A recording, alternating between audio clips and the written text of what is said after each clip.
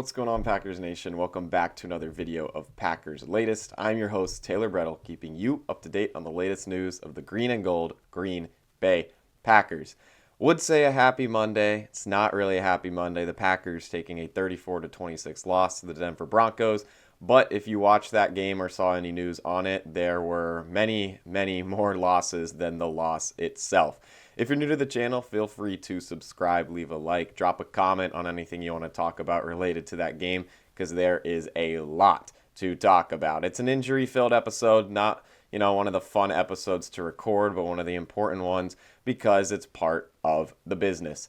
Got to start it off with Micah Parsons, the new Green Bay Packer this season, coming over from Dallas, and one of the biggest, if not the biggest trade in franchise history. He is believed to have torn his ACL against Denver and is out for the season. This is about as bad as it gets. I mean, the Tucker Kraft torn ACL was what felt like about as bad as it gets. Now you flip to the defensive side of the ball, and Micah Parsons has unfortunately joined that party. Parsons injuring it in the second half of this game. Packers were rolling up 23-14, and after the slew of injuries, it felt like everything flipped. Once again, it's believed that Parsons has torn his ACL. That was posted per Ian Rappaport. Other reporters saying the same thing. We'll wait to get confirmed testing, but on Tuesday, it'll be pretty set in stone where all of these injuries lie.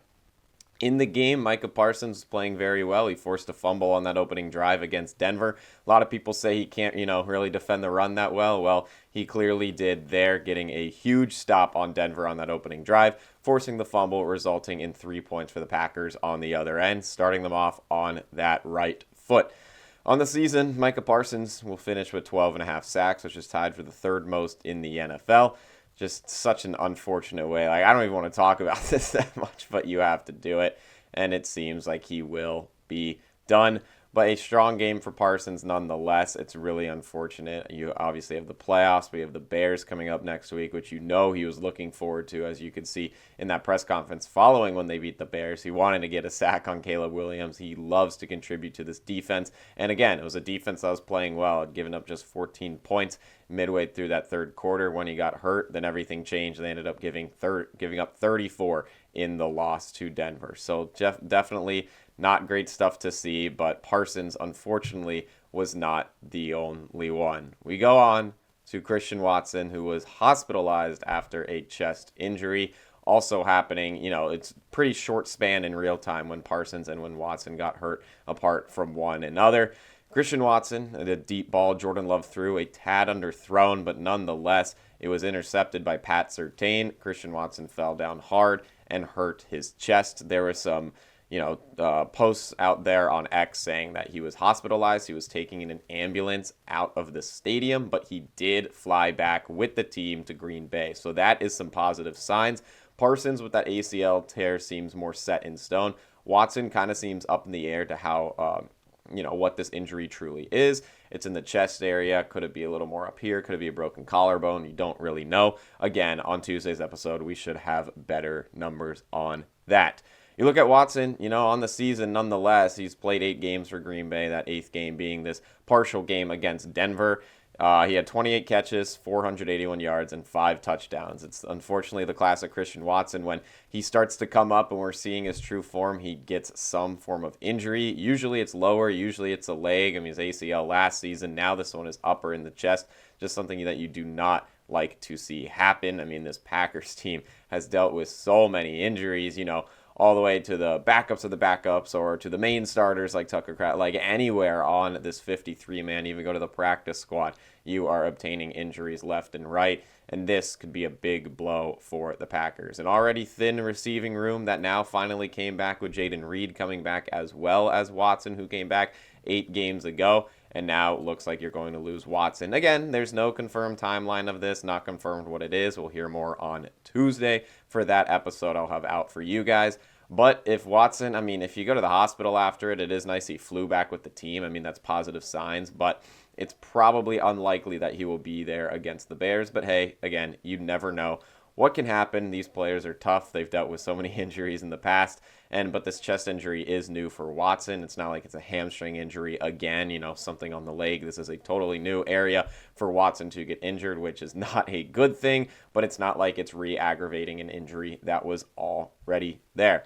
Moving on, more injury talks, unfortunately. We got Zach Tom, Evan Williams, Nate Hobbs all got hurt in this game as well. Unfortunately, with 4 points in an episode and 5 players getting injured, I couldn't do a player per point, so we're going to combine these last 3 into one. This is per Tom Silverstein on X, focusing in on Zach Tom, saying right tackle Zach Tom said there didn't appear to be any structural damage in his injured right knee. So that's some positives, despite the knee injury that he was removed from this game with. Zach Tom, arguably the best offensive lineman on this Packers team. You could have maybe gone Elton Jenkins, but he's out for the season. So let's go to Zach Tom, who's clearly the best of this group, and he could be out for a little bit. But that post by Tom Silverstein kind of gives some hope that it's not a season ender for Tom. Once again, Packers already lost Elton Jenkins. That would be a big blow to lose your 2 best offensive linemen. So with him out, the possible new offensive line could look like this from left to right. Rasheed Walker at left tackle, who had a struggling game in his own yesterday. Multiple penalties, lots to clean up there. But don't get me wrong, that Denver defensive line was very good. It was giving Walker a very tough day. Following him, left guard Aaron Banks. At center, Sean Ryan, who's, filling in that position, not his typical position, but he's in there because of Elton Jenkins' injury. You got rookie Anthony Belton at right guard, and then it's looking like Darian Kennard could be at right tackle. He's in his 3rd year in the NFL. Funny enough, his first 2 seasons are with the Kansas City Chiefs and the Philadelphia Eagles, so he's been in the NFL his first 2 seasons, and he's got 2 Super Bowls. So, hey, maybe this is a good luck charm. Maybe you go 3 for 3 with 3 Super Bowls. That would be pretty neat. But nonetheless, it's a mixed around offensive line. There's going to be a lot to monitor there, see how this really goes down. But that's what it's likely going to look like protecting Jordan Love. We move on to Evan Williams, safety out of Oregon, 4th round pick, who's been playing like a Pro Bowler this season. Would not be shocked to see if he's voted into it. This is also per Tom Silverstein on X, saying safety Evan Williams said he'd have tests on his knee.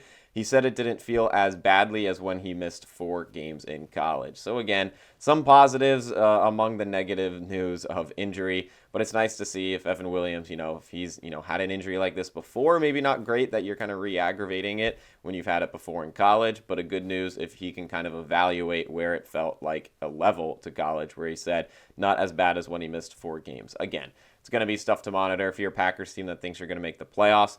Do you force these guys to come back in the regular season if you know it's better to rest them until the playoffs, but you're not fully clinched yet, so do you want to bring them back early? Not my decision. Definitely some tough decisions for them and the coaching staff to make nonetheless.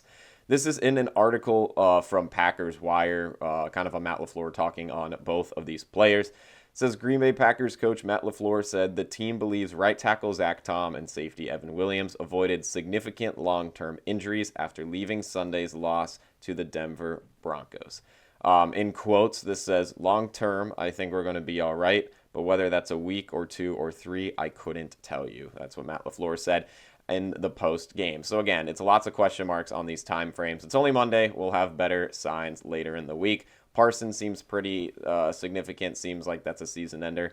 But the rest, who knows? And then we also have one more injury in Nate Hobbs, who got hurt late in that 4th quarter. Not too much on him. That probably was just an injury for the game, but still something else to monitor in a corner room that is rather thin outside of Hobbs, who had been out for 5 weeks and had just recently come back. You got Keyshawn Nixon, you got Bo Melton, you got Carrington Valentine. That's about it in that corner room. So, even if Hobbs has had his struggles this season, you still want to see him on the field and healthy, which unfortunately he was the 5th and final player to get hurt yesterday against Denver. But moving forward, you got to move forward. You're going to obtain these injuries. You're not getting tested if you don't get injured. Or Matt LaFleur had a quote, something like that after the game, which, I guess I got to agree with. You look at how can the Packers kind of adjust from all these injuries. It's a really tough stretch of the season. The Packers now the 7th seed in the NFC. The NFC is so stacked to where if the Packers aren't winning their division, they could be that 7th seed and have to play the 2 seed, which right now would be the Chicago Bears. Them and the Chicago Bears kind of flip-flopping back and forth, and that's the upcoming opponent for the Green Bay Packers, so there'll be lots to talk about before that game. But moving forward, I think my main thing about this is it's time for the first rounders to step up. We think Lucas Van Ness can step up in place of Micah Parsons, the Packers first rounder a couple years ago. And then Matthew Golden, the Packers first rounder this season, maybe could step up if Christian Watson is out for a couple of games.